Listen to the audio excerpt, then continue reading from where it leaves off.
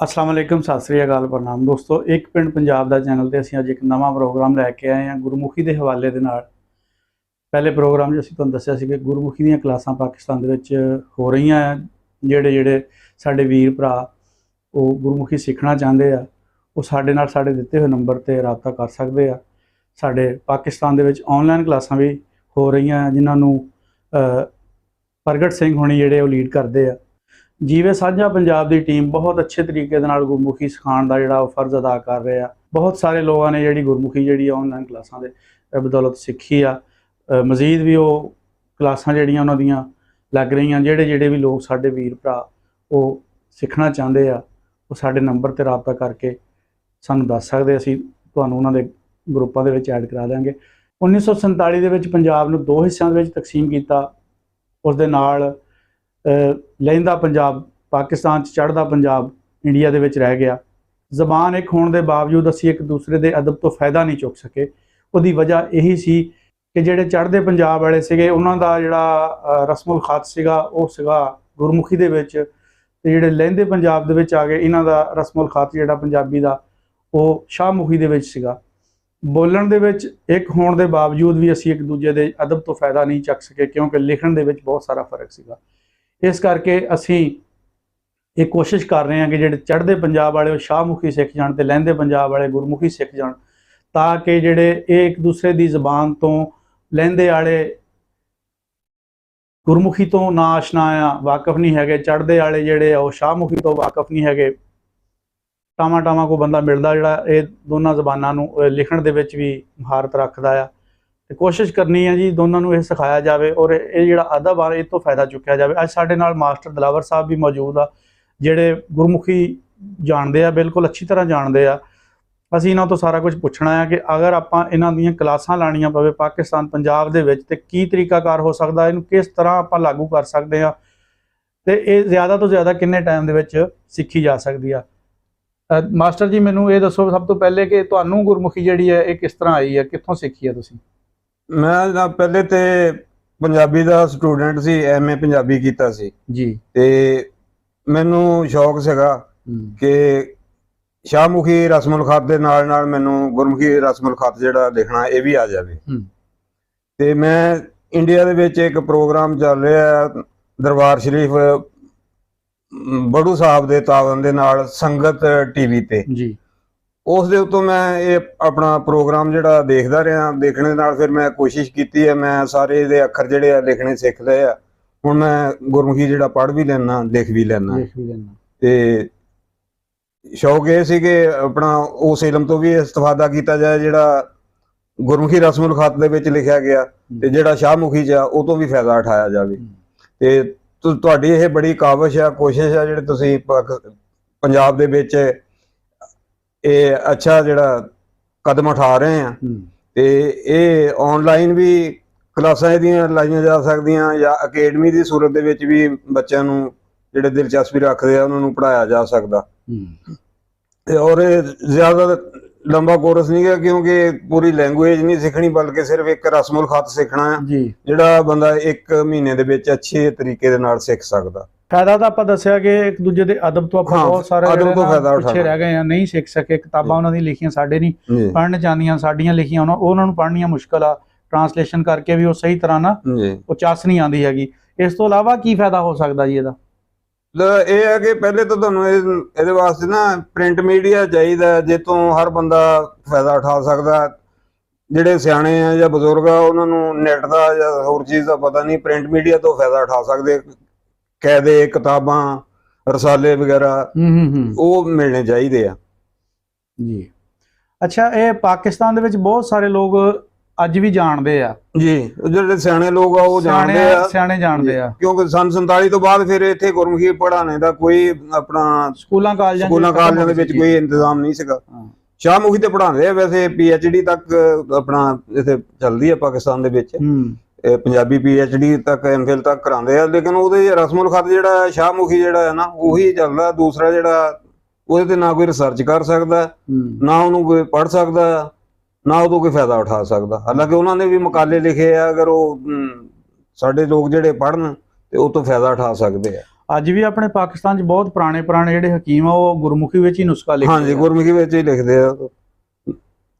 ਬਲਕਿ ਤਿੱਬ ਜਿਹੜੇ ਆ ਕਾਫੀ ਸਾਰਾ ਜਿਹੜੇ ਆ ਖਾਲਸਾ ਜਿਹਨੂੰ ਕਹਿੰਦੇ ਆ ਨਾ, ਹਾਂਜੀ, ਹਕਮਤ, ਇਹਨਾਂ ਨੂੰ ਕਾਫੀ ਅਬੂਰ ਆ ਤਿੱਬ ਦੇ ਉੱਤੇ, ਔਰ ਉਹ ਲੋਕ ਜਿਹੜੇ ਆ ਲਿਖਦੇ ਆ, ਫਿਰ ਉਹ ਆਪਣੀ ਜ਼ੁਬਾਨ ਦੇ ਵਿੱਚ ਹੀ ਨੁਸਖਾ ਲਿਖਦੇ ਆ। ਮਾਸਟਰ ਜੀ, ਕਈ ਬੰਦੇ ਸਾਨਾ ਇਹ ਕਰਦੇ ਇਤਰਾਜ਼, ਕਈ ਵਾਰੀ ਪੱਗ ਬੰਨ ਲਈਏ ਤਾਂ ਬੋਲਣ ਲੱਗ ਪੈਂਦੇ ਵੀ ਇਹ ਕੀ ਸਿੱਖਾਂ ਵਾਲੀ ਪੱਗ ਬੰਨ ਲਈ ਆ, ਜਾਂ ਇਹ ਬੋਲੀ ਨੂੰ ਲੈ ਕੇ ਕਈ ਚੀਜ਼ਾਂ ਜਿਹੜੀਆਂ ਸਾਨੂੰ ਸੁਣਨ ਨੂੰ ਮਿਲਦੀਆਂ। ਲੇਕਿਨ ਅਸੀਂ ਤਾਂ ਆਪਣੇ ਡਗਰ ਤੇ ਚੱਲੇ ਹੋਏ ਆ, ਆਪਣੀ ਮਾਂ ਬੋਲੀ ਨੂੰ ਲਾਗੂ ਕਰਨਾ ਆ। ਜੋ ਮਰਜ਼ੀ ਹੋ ਜਾਵੇ, ਸਾਰਾ ਜਹਾਨ ਵੀ ਆਪਣੇ ਖਿਲਾਫ ਹੋ ਜਾਵੇ, ਆਪਾਂ ਪਿੱਛੇ ਤਾਂ ਹਟਣਾ ਹੀ ਨਹੀਂ ਨਾ ਹੈਗਾ ਜੀ, ਕਿਉਂਕਿ ਇਹ ਸਾਡੀ ਮਾਂ ਬੋਲੀ। ਜਿਹੜਾ ਬੰਦਾ ਆਪਣੀ ਮਾਂ ਬੋਲੀ ਨੂੰ ਆਪਣੇ ਘਰੋਂ ਹੀ ਮੁਕਾ ਦਿੰਦਾ ਨਾ ਜੀ, ਤਾਂ ਉਹ ਦਾਅਵਾ ਹੀ ਨਹੀਂ ਕਰ ਸਕਦਾ ਕਿ ਮੈਂ ਪੰਜਾਬੀ ਹਾਂ। ਉਹਦਾ ਪੰਜਾਬ ਨਾਲ ਫਿਰ ਕੀ, ਉਹਦਾ ਪੰਜਾਬ 'ਚ ਰਹਿੰਦਾ ਹੀ ਆ ਨਾ ਜੀ। ਉਹਦਾ ਪੰਜਾਬੀ ਨਾਲ ਜਦੋਂ ਤਲਕ ਹੀ ਖਤਮ ਹੋ ਗਿਆ, ਆਪਣੇ ਬੱਚਿਆਂ ਨੂੰ ਉਹਨੇ ਉਰਦੂ ਬੋਲਦਾ ਬੱਚਿਆਂ ਦੇ ਨਾਲ।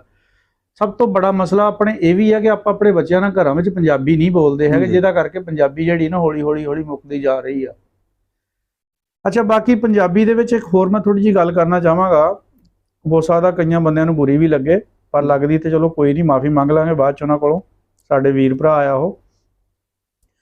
ਅੱਛਾ, ਪੰਜਾਬੀ ਦਾ ਦਾਅਵਾ ਕਰਨ ਵਾਲੇ ਬਹੁਤੇ ਬੰਦੇ ਪੰਜਾਬੀ ਦੀਆਂ ਬਹੁਤ ਸਾਰੀਆਂ ਚੀਜ਼ਾਂ ਤੋਂ ਵਾਕਿਫ ਨਹੀਂ ਹੈਗੇ। ਬਿਲਕੁਲ, ਜਿੱਦਾਂ ਆਪਾਂ ਗੱਲ ਕਰ ਲਈਏ, ਇੱਕ ਤਾਂ ਉਹ ਪੰਜਾਬੀ ਜੇ ਬੋਲਦੇ ਆ ਤਾਂ ਉਹ ਉਰਦੂ ਦੇ ਲਹਿਜੇ 'ਚ ਬੋਲਦੇ ਆ, ਬੋਲਦੇ ਪੰਜਾਬੀ ਆ, ਲੇਕਿਨ ਉਹਨਾਂ ਨੂੰ ਪਤਾ ਨਹੀਂ ਵੀ ਪੰਜਾਬੀ ਦਾ ਲਹਿਜਾ ਕੀ ਆ। ਜਿਹੜਾ ਇਹ ਪੰਜਾਬੀ ਬੋਲਣ ਨਾਲ ਆਪਾਂ ਪੰਜਾਬੀ ਹੋਣ ਦਾ ਹੱਕ ਅਦਾ ਨਹੀਂ ਕਰ ਸਕਦੇ, ਸਾਡਾ ਲੱਭੋ ਲਹਿਜਾ ਵੀ ਪੰਜਾਬੀ ਹੋਣਾ ਚਾਹੀਦਾ ਆ। ਠੀਕ ਹੈ ਨਾ। ਉਹੀ ਤਾਂ ਇਦਾਂ ਹੀ ਆ ਨਾ, ਜਿੱਦਾਂ ਇੱਕ ਬਾਹਰੋਂ ਆ ਕੇ ਬੰਦਾ ਇੱਥੇ ਬੋਲੇ ਤਾਂ ਉਹ ਉਪਰਾ ਜਿਹਾ ਲੱਗਦਾ, ਇਸੇ ਤਰ੍ਹਾਂ ਹੀ ਆ। ਬਾਕੀ ਬਹੁਤ ਸਾਰੀਆਂ ਚੀਜ਼ਾਂ ਜਿਹੜੀਆਂ ਸਾਡੇ ਪੰਜਾਬ ਦੇ ਵਿੱਚ, ਸਾਡੇ ਪੰਜਾਬ ਦੀ ਸਕਾਫਤ ਸੀਗੀਆਂ, ਕਲਚਰ ਸੀਗਾ, ਉਹਨਾਂ ਦੇ ਨਾਵਾਂ ਦਾ ਹੀ ਨਹੀਂ ਪਤਾ ਹੈਗਾ ਜੀ। ਬਹੁਤ ਸਾਰੇ ਆਪਾਂ ਜ਼ਮੀਨਦਾਰੇ ਦੇ ਲਿਹਾਜ਼ ਨਾਲ ਗੱਲ ਕਰ ਲਈਏ ਤਾਂ ਔਜ਼ਾਰ ਜਿਹੜੇ ਆ, ਅਲ ਬਜਾਲੀ ਲਾ ਲਓ, ਬਹੌਲਾ, ਰੰਬੀ, ਇਹਨਾਂ ਚੀਜ਼ਾਂ ਦਾ ਨਹੀਂ ਪਤਾ ਹੈਗਾ ਵੀ ਜੇ ਕੀ ਹੈ। ਜੇ ਪਤਾ ਤਾਂ ਉਹ ਵਰਤਣ ਦਾ ਨਹੀਂ ਪਤਾ ਵੀ ਆਪਾਂ ਇਹ ਵਰਤਣਾ ਕਿਹੜੀ ਜਗ੍ਹਾ ਤੇ ਵਰਤੀ ਦੀਆਂ ਆ। ਤੁਸੀਂ ਕੀ ਚਾਹੁੰਦੇ ਹੋ ਕਿ ਇਹ ਚੀਜ਼ਾਂ ਜਿਹੜੀਆਂ ਬੇਸ਼ੱਕ ਸਾਡੇ ਚਲੋ ਇੱਕ ਗੁਜ਼ਰਿਆ ਹੋਇਆ ਕੱਲ ਬਣਦੀਆਂ ਜਾ ਰਹੀਆਂ ਆ, ਪਰ ਇਹਨਾਂ ਨੂੰ ਕਿਸੇ ਨਾ ਕਿਸੇ ਤਰੀਕੇ ਨਾਲ ਆਪਾਂ ਜ਼ਿੰਦਾ ਰੱਖਣਾ ਹੋਵੇ ਤਾਂ ਕਿੱਦਾਂ ਰੱਖ ਸਕਦੇ ਆ? ਅਜਾਇਬ ਖਾਨਿਆਂ ਵਿੱਚ ਤੇ ਇਹ ਚੀਜ਼ਾਂ ਪਹੁੰਚ ਚੁੱਕੀਆਂ ਆ ਜੀ। ਅਸਲ 'ਚ ਜਿਹੜੀ ਮਾਦਰੀ ਜ਼ੁਬਾਨ ਹੁੰਦੀ ਆ, ਇਨਸਾਨ ਆਪਣਾ ਮਾਫੀਉ ਜ਼ਮੀਰ ਉਸੇ ਜ਼ੁਬਾਨ ਦੇ ਵਿੱਚ ਸਭ ਤੋਂ ਬਿਹਤਰ ਤਰੀਕੇ ਨਾਲ ਬਿਆਨ ਕਰ ਸਕਦਾ। ਤੇ ਅਗਰ ਅਸੀਂ ਘਰ ਦੇ ਵਿੱਚ ਬੋਲਦੇ ਆ ਪੰਜਾਬੀ, ਸਕੂਲ ਦੇ ਵਿੱਚ ਬੋਲਦੇ ਆ, ਬਾਹਰ ਬੋਲਦੇ ਆ, ਉਹਦੇ ਨਾਲ ਸਾਨੂੰ ਪੰਜਾਬੀ ਦੇ ਉੱਤੇ ਅਬੂਰ ਹਾਸਲ ਹੁੰਦਾ ਤੇ ਸਾਡਾ ਲਬੋ ਲਹਿਜਾ ਵੀ ਸਹੀ ਹੁੰਦਾ।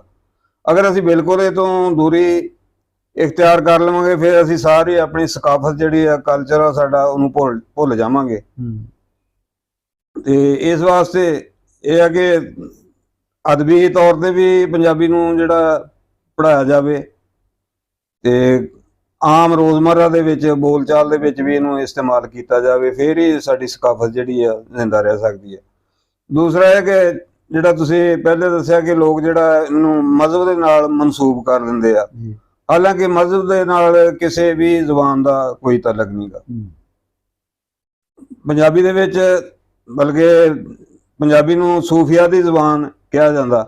ਸਾਡੇ ਸੂਫੀਆਂ ਨੇ, ਬਜ਼ੁਰਗਾਂ ਨੇ ਬਹੁਤ ਸਾਰਾ ਇਲਮ ਜਿਹੜਾ ਆ ਪੰਜਾਬੀ ਦੇ ਵਿੱਚ ਅਦਬ ਲਿਖਿਆ। ਤੇ ਇਸੇ ਤਰ੍ਹਾਂ ਦੂਸਰੇ ਪੰਜਾਬ ਦੇ ਵਿੱਚ, ਚੜ੍ਹਦੇ ਪੰਜਾਬ ਦੇ ਵਿੱਚ ਜਿਹੜਾ ਗੁਰਮੁਖੀ ਦੇ ਵਿੱਚ ਉਹਨਾਂ ਦਾ ਗੁਰਬਾਣੀ ਜਾਂ ਗ੍ਰੰਥ ਵਗੈਰਾ ਕਿਤਾਬਾਂ ਲਿਖੀਆਂ, ਉਹ ਵੀ ਉਹਨਾਂ ਨੇ ਅਦਬ ਲਿਖਿਆ, ਉਹ ਉਹਨਾਂ ਦੀ ਜ਼ੁਬਾਨ ਦੇ ਵਿੱਚ ਆ। ਲੇਕਿਨ ਜਦੋਂ ਬੋਲਦੇ ਆ ਅਸੀਂ, ਜ਼ੁਬਾਨ ਪੰਜਾਬੀ ਹੈ। ਯਾਨੀ ਕਿ ਜ਼ੁਬਾਨ ਜਿਹੜੀ ਹੈ ਉਹ ਕਿਸੇ ਮਜ਼ਹਬ ਦੀ ਜ਼ੁਬਾਨ ਨਹੀਂ ਗੀ, ਜ਼ੁਬਾਨ ਜਿਹੜੀ ਆ ਇਲਾਕੇ ਦੀ ਜਾਂ ਕਿਸੇ ਜਗ੍ਹਾ ਦੀ ਜ਼ੁਬਾਨ ਹੁੰਦੀ ਹੈ। ਇਸ ਮਜ਼ਹਬ ਨਾਲ ਨਹੀਂ ਜੋੜਨਾ ਚਾਹੀਦਾ, ਉਹ ਹਾਂ, ਅਦਬ ਦੇ ਨਾਲ ਨਹੀਂ ਉਹਨੂੰ ਜੋੜਿਆ ਜਾ ਸਕਦਾ। ਉਹਦੇ ਵਿੱਚ ਅਦਬ ਜਿਹੜਾ ਇਸਲਾਮੀ ਅਦਬ ਵੀ ਲਿਖਿਆ ਜਾ ਸਕਦਾ, ਉਹਦੇ ਵਿੱਚ ਕਿਸੇ ਹੋਰ ਆਪਣਾ ਮਜ਼ਹਬ ਦਾ ਅਦਬ ਜਿਹੜਾ ਉਹ ਵੀ ਲਿਖਿਆ ਜਾ ਸਕਦਾ। ਇਹ ਤਾਂ ਫਿਰ ਛੋਟੀ ਸੋਚ ਵਾਲੇ ਬੰਦੇ ਇਹ ਗੱਲ ਕਰਦੇ ਆ। ਹਾਂਜੀ, ਜਿਹੜਾ ਬੰਦਾ ਫਰਾਖ ਦੇਲਾ ਇਨਸਾਨੀਅਤ ਦੇ ਮਿਆਰ ਵਾਲਾ ਬੰਦਾ ਤੇ ਇਹੋ ਜੀ ਗੱਲ ਨਹੀਂ ਕਰੇਗਾ। ਦੇਖੋ, ਸਾਡੀ ਕੁਰਾਨ ਪਾਕ ਜਿਹੜੀ ਅਰਬੀ ਦੇ ਵਿੱਚ ਲਿਖੀ ਗਈ ਆ, ਸਾਡੀ ਮਜ਼ਹਬੀ ਜ਼ੁਬਾਨ ਅਰਬੀ ਆ। ਜਿਸ ਵਕਤ ਉੱਥੇ ਅਰਬੀ ਦੀ ਤਾਲੀਮ ਦਿੱਤੀ ਗਈ ਆ, ਕੁਰਾਨ ਪਾਕ ਨਾਜ਼ਲ ਹੋਇਆ, ਹਦੀਸ ਲਿਖੀ ਗਈ ਆ, ਉੱਥੇ ਤਾਂ ਕਾਫਰ ਵੀ ਲੋਕ ਸੀਗੇ, ਮੁਸ਼ਰਿਕ ਵੀ ਸੀਗੇ, ਯਹੂਦੀ ਵੀ ਸੀਗੇ, ਉਹ ਵੀ ਤੇ ਅਰਬੀ ਬੋਲਦੇ ਸੀਗੇ। ਬਿਲਕੁਲ ਬੋਲਦੇ ਸੀ। ਇਹ ਉਹਨਾਂ ਦੀ ਜ਼ੁਬਾਨ ਤੇ ਨਹੀਂ ਬਣ ਗਈ ਜਾਂ ਸਾਡੀ ਨਹੀਂ ਬਣ ਗਈ। ਜ਼ੁਬਾਨ ਜਿਹੜੀ ਇਲਾਕੇ ਦੀ ਹੈ, ਅਹਿਲੇ ਅਰਬ ਜਿਹੜੇ ਅਰਬੀ ਬੋਲਦੇ ਸੀ, ਉਹਨਾਂ ਦੀ ਜ਼ੁਬਾਨ ਸੀ। ਅਹਿਲੇ ਫਾਰਸ ਜਿਹੜੇ ਈਰਾਨ ਵਾਲੇ ਫਾਰਸੀ ਬੋਲਦੇ ਸੀ। ਅਸੀਂ ਪੰਜਾਬ ਵਾਲੇ ਆ, ਅਸੀਂ ਪੰਜਾਬੀ ਬੋਲਦੇ ਆ। ਬੰਗਲਾਦੇਸ਼ ਵਾਲੇ ਆ ਉਹ ਬੰਗਾਲੀ ਬੋਲਦੇ ਆ, ਲੇਕਿਨ ਉਹਦੇ 'ਚ ਕਿਸੇ ਵੀ ਮਜ਼ਹਬ ਦੀ ਜ਼ਬਾਨ ਨਹੀਂ ਗੀ ਹੈਗੀ। ਇਹ ਹਰ ਫਿਰਕੇ ਦੇ, ਹਰ ਮਸਲਕ ਦੇ, ਹਰ ਮਜ਼ਹਬ ਦੇ ਲੋਕ ਮੌਜੂਦ ਆ ਉਹਨਾਂ ਦੇ ਵਿੱਚ। ਜਿਹੜੇ ਲੋਕ ਆਪਣਾ ਕਲਚਰ ਭੁੱਲ ਜਾਂਦੇ ਆ, ਉਹ ਆਪਣੀ ਪਹਿਚਾਣ ਭੁੱਲ ਜਾਂਦੇ ਆ। ਆਪਣੀ ਪਹਿਚਾਣ ਨੂੰ ਜ਼ਿੰਦਾ ਰੱਖਣ ਵਾਸਤੇ ਆਪਣਾ ਕਲਚਰ ਜਿਹੜਾ ਉਹਦੀ ਹਿਫਾਜ਼ਤ ਜ਼ਰੂਰੀ ਹੈ। ਹੁਣ ਬਹੁਤ ਸਾਰੇ ਰਸਮੋ ਰਿਵਾਜ ਜਿਹੜੇ ਆ ਸਾਡੇ ਪਹਿਲੇ ਸ਼ਾਦੀਆਂ ਵਿਆਹਾਂ ਤੇ ਜਾਂ ਗਮੀ ਖੁਸ਼ੀ ਦੇ ਮੌਕੇ ਤੇ ਹੁੰਦੇ ਸੀ, ਉਹ ਖਤਮ ਹੋ ਰਹੇ ਆ ਆਸਤਾ ਆਸਤਾ। ਪੰਜਾਬੀ ਦੀ ਆਪਾਂ ਗੱਲ ਕਰੀਏ ਤਾਂ ਦੇਖੋ ਜੀ, ਬੰਦਾ ਜਿੰਨਾ ਮਰਜ਼ੀ ਵੀ ਉਰਦੂ ਬੋਲਦਾ, ਅੰਗਰੇਜ਼ੀ ਬੋਲਦਾ, ਲੇਕਿਨ ਜਦੋਂ ਲੜਦਾ ਉਹ ਪੰਜਾਬੀ 'ਚ ਹੀ ਲੜੇਗਾ, ਕਿਉਂਕਿ ਉਹਦਾ ਗੁੱਸਾ ਪੰਜਾਬੀ ਤੋਂ ਬਗੈਰ ਨਿਕਲ ਹੀ ਨਹੀਂ ਸਕਦਾ ਹੈਗਾ। ਆਪਾਂ ਰੋਨੇ ਆ, ਕੀਰਨੇ ਪਾਉਂਦੇ ਆ, ਸਾਰਾ ਕੁਝ ਉਹ ਪੰਜਾਬੀ 'ਚ ਹੀ ਪਾਉਂਦੇ ਆ। ਕਦੇ ਉਰਦੂ ਵਿੱਚ ਵੀ ਕਦੇ ਕਿਸੇ ਦੇ ਕੀਰਨੇ ਪੈਂਦੇ ਦੇਖੇ ਨਹੀਂ। ਹੁਣ ਆਪਣਾ ਇਧਰ ਸਾਡੇ ਮਜ਼ਹਬ ਵਿੱਚ ਵੈਣ ਕਹਿੰਦੇ ਆ, ਉਧਰ ਅਲਾਣੀਆਂ ਸਿਆਪੇ ਕਹਿੰਦੇ ਆ ਫੌਤਗੀ ਦੇ ਉੱਤੇ ਜਿਹੜੇ ਆ, ਉਹ ਉਸੇ ਜ਼ਬਾਨ ਦੇ ਵਿੱਚ ਹੀ ਆ, ਪੰਜਾਬੀ ਦੇ ਵਿੱਚ ਹੀ ਆ ਨਾ। ਅੱਛਾ ਮਾਸਟਰ ਜੀ, ਅਗਰ ਆਪਾਂ ਅਕੈਡਮੀ ਬਣਾਉਣ ਦੀ ਗੱਲ ਕਰੀਏ ਜੀ, ਤੇ ਉਹਨੂੰ ਆਪਾਂ ਕਿਸ ਤਰ੍ਹਾਂ ਬਣਾ ਸਕਦੇ ਹਾਂ, ਕਿਸ ਤਰ੍ਹਾਂ ਆਪਾਂ ਨੂੰ ਚਲਾ ਸਕਦੇ ਹਾਂ? ਅਸੀਂ ਜਿਸ ਤਰ੍ਹਾਂ ਆਮ ਸਾਡੇ ਅਕੈਡਮੀਆਂ ਚੱਲਦੀਆਂ ਆ, ਉਸ ਤਰ੍ਹਾਂ ਅਸੀਂ ਬਣਾ ਕੇ ਤੇ ਬੰਦੇ ਜਿਹੜੇ ਸ਼ਾਇਕੀਨ ਆ, ਜਿਹੜੇ ਉਹਦੇ 'ਚ ਆਪਣਾ ਫਾਇਦਾ ਲੈਣਾ ਚਾਹੁੰਦੇ ਆ ਜਾਂ ਸਿੱਖਣਾ ਚਾਹੁੰਦੇ ਆ, ਤੇ ਉਹਨਾਂ ਨੂੰ ਅਸੀਂ ਟਾਈਮ ਦੇ ਸਕਦੇ ਹਾਂ, ਅਸੀਂ ਉਹਨਾਂ ਨੂੰ ਸਿਖਾ ਸਕਦੇ ਹਾਂ, ਉਹਨਾਂ ਦੀ ਬਿਲਕੁਲ ਜੀ। ਜਿਹੜਾ ਬੰਦਾ ਸ਼ੌਕ ਰੱਖਦਾ ਹੈ ਉਹ ਸਾਡੇ ਨਾਲ ਰਾਬਤਾ ਕਰੇ। ਆਨਲਾਈਨ ਕਲਾਸਾਂ ਤਾਂ ਆਲਰੇਡੀ ਚੱਲ ਹੀ ਰਹੀਆਂ ਆ, ਤੇ ਅਸੀਂ ਅਕੈਡਮੀ ਦਾ ਵੀ ਸਿਲਸਿਲਾ ਚਲਾ ਰਹੇ ਹਾਂ। ਸਾਡੇ ਜਿਹੜੇ ਪੰਜਾਬ ਨਾਲ ਮੁਹੱਬਤ ਕਰਨ ਵਾਲੇ ਪੰਜਾਬੀ ਲੋਕ, ਪੰਜਾਬੀ ਜਿਹੜੇ ਉਹ ਸਾਡੇ ਨਾਲ ਇਸ ਚੀਜ਼ ਦੇ ਵਿੱਚ ਤਾਵਨ ਵੀ ਕਰਨ, ਸਾਨੂੰ ਬੰਦੇ ਜਿਹੜੇ ਆ ਉਹ ਸਿੱਖਣ ਵਾਲੇ ਉਹ ਵੀ ਮਿਲਣ, ਤਾਂ ਕਿ ਅਸੀਂ ਆਪਣੀਆਂ ਕਲਾਸਾਂ ਲਾ ਕੇ 1 ਤੋਂ 1 11 ਹੁੰਦੇ ਆ, ਅਸੀਂ ਇਸ ਤੋਂ ਜ਼ਿਆਦਾ ਵੀ ਬਣਾਈਏ, ਤਾਂ ਕਿ ਇਹ ਜਿਹੜੇ ਪੰਜਾਬ ਦੇ ਵਿੱਚ ਸਾਡੀ ਦੋਵਾਂ ਸਾਈਡਾਂ ਦਾ ਅਦਬ ਆ ਨਾ, ਉਹ ਤੋਂ ਅਸੀਂ ਫਾਇਦਾ ਚੁੱਕ ਸਕੀਏ। ਅੱਛਾ ਮਾਸਟਰ ਜੀ, ਕਿੰਨੇ ਹੀ ਆਪਣਾ ਅੱਖਰ ਆ ਜੀ ਇਹਦੇ ਗੁਰਮੁਖੀ ਦੇ ਵਿੱਚ 35 ਅੱਖਰ ਆ। ਅੱਛਾ।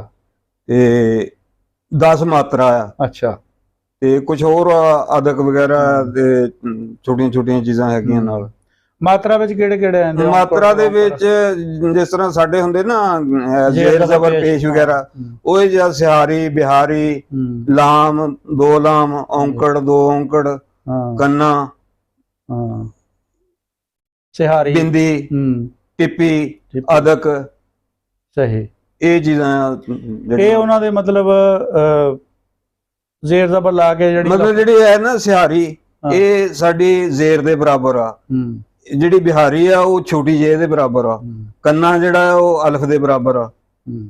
ਮਾਸਟਰ ਜੀ, ਕਿਹੜੇ ਐਸੇ ਲਫ਼ਜ਼ ਆ ਜਿਹੜੇ ਅਸੀਂ ਪੰਜਾਬੀ ਗੁਰਮੁਖੀ ਦੇ ਵਿੱਚ ਤਾਂ ਲਿਖ ਵੀ ਸਕਦੇ ਆ, ਬੋਲ ਤਾਂ ਚਲੋ ਦੋਵਾਂ 'ਚ ਹੀ ਸਕਦੇ, ਪਰ ਸ਼ਾਹਮੁਖੀ 'ਚ ਆਪਾਂ ਨਹੀਂ ਲਿਖ ਸਕਦੇ? ਹਾਂ, ਉਹ ਕੁਝ ਲਫ਼ਜ਼ ਐਸੇ ਹੈਗੇ ਜਿਹੜੇ ਸ਼ਾਹਮੁਖੀ ਦੇ ਵਿੱਚ ਨਹੀਂ ਲਿਖੇ ਜਾਂਦੇ। ਉਹਨਾਂ ਦੇ ਵਾਸਤੇ ਨਾ ਸ਼ਾਹਮੁਖੀ ਦੇ ਵਿੱਚ ਲਫ਼ਜ਼ ਆਵਾਜ਼ ਦੇ ਮੁਤਾਬਕ ਨਹੀਂ ਹੈਗਾ, ਉਹਨਾਂ ਤੇ ਲਿਖਿਆ। ਮਿਸਾਲ ਤੌਰ ਤੇ ਲਫ਼ਜ਼ ਘੋੜਾ ਆ, ਘੜਾ ਆ, ਘੱਗਰਾ ਆ, ਝਾਂਜਰ ਆ। ਇਸ ਤਰ੍ਹਾਂ ਦੇ ਲਫ਼ਜ਼ ਜਿਹੜੇ ਆ ਨਾ ਅਸੀਂ ਸ਼ਾਹਮੁਖੀ ਦੇ ਵਿੱਚ ਨਹੀਂ ਲਿਖ ਸਕਦੇ। ਉਹ ਘੜੇ ਨੂੰ ਅਗਰ ਲਿਖੀਏ ਤਾਂ ਘੜਾ ਲਿਖੀਏ, ਉਹ ਘੜਾ ਲਿਖਾਂਗੇ। ਹਾਂਜੀ। ਭੋਲੇ ਨੂੰ ਲਿਖੀਏ ਤੇ ਭੋਲਾ ਲਿਖਾਂਗੇ। ਹਾਂਜੀ, ਭੋਲਾ ਲਿਖਾਂਗੇ। ਇਸੇ ਤਰ੍ਹਾਂ ਲਫ਼ਜ਼ ਭੋਲਾ ਆ, ਭੋਲੀ ਆ, ਉਹਦੇ ਵਿੱਚ ਜਿਹੜਾ ਅਸੀਂ ਲਾਮ ਇਸਤੇਮਾਲ ਕਰਦੇ ਆ ਨਾ, ਉਹ ਲਾਮ ਦੀ ਜਗ੍ਹਾ ਤੇ ਲਫ਼ਜ਼ ਲੱਲਾ ਇਸਤੇਮਾਲ ਕਰਦੇ ਆ, ਉਹਦੇ ਨਾਲ ਇੱਕ ਬਿੰਦੀ ਲਾਉਂਦੇ ਆ। ਉਹਦੇ ਵਿੱਚ ਫਿਰ ਲਾਮ ਦੀ ਆਵਾਜ਼ ਨਾ, ਜਿਸ ਤਰ੍ਹਾਂ ਮਸਲਨ ਹਲਵਾ, ਤੇ ਅਗਰ ਉਹ ਬਿੰਦੀ ਲਾ ਦੇ ਨਾਲ ਉਹ ਲਫ਼ਜ਼ ਹਲ ਬਣ ਜਾਏਗਾ। ਇਸ ਤਰ੍ਹਾਂ ਖਾਲਵਾ, ਉਹਦੇ ਨਾਲ ਬਿੰਦੀ ਲਾਵਾਂਗੇ ਤੇ ਖਲ ਬਣ ਜਾਏਗਾ।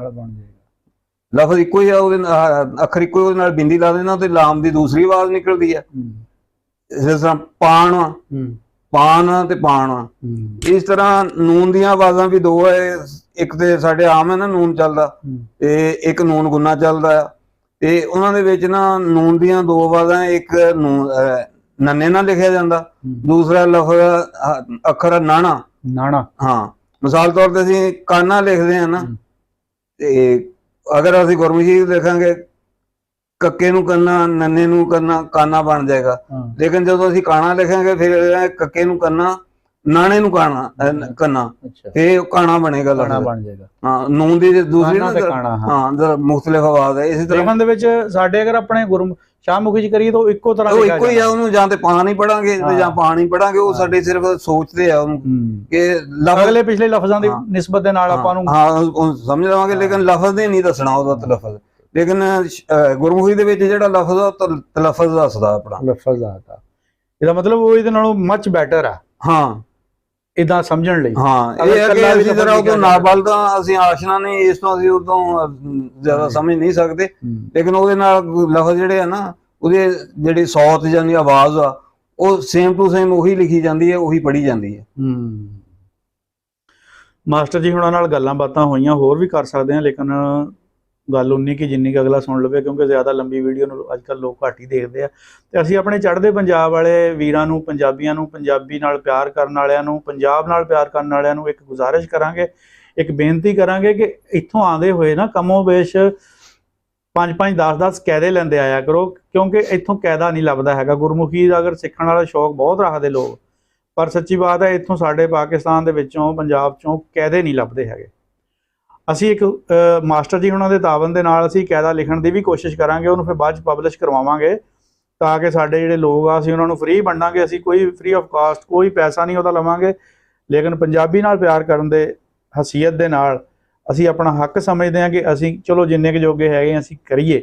ਲੇਕਿਨ ਅਗਰ ਤੁਸੀਂ ਚੜ੍ਹਦੇ ਪੰਜਾਬ ਤੇ ਹੁਣ ਗੁਰਪੁਰਬ ਤੇ ਆਉਣਾ ਆ, ਤੇ ਬੇਨਤੀ ਆ ਕਿ ਉੱਥੋਂ ਆਉਂਦੇ ਹੋਏ ਹਰ ਬੰਦਾ ਗਿਫਟ ਦੇ ਤੌਰ ਤੇ ਜਿਹੜੇ ਗੁਰਮੁਖੀ ਦੇ ਬੁਨਿਆਦੀ ਆ ਨਾ ਉਹ ਕਾਇਦੇ ਜਿਹੜੇ ਉਹ ਜ਼ਰੂਰ ਲੈ ਕੇ ਆਉਣ।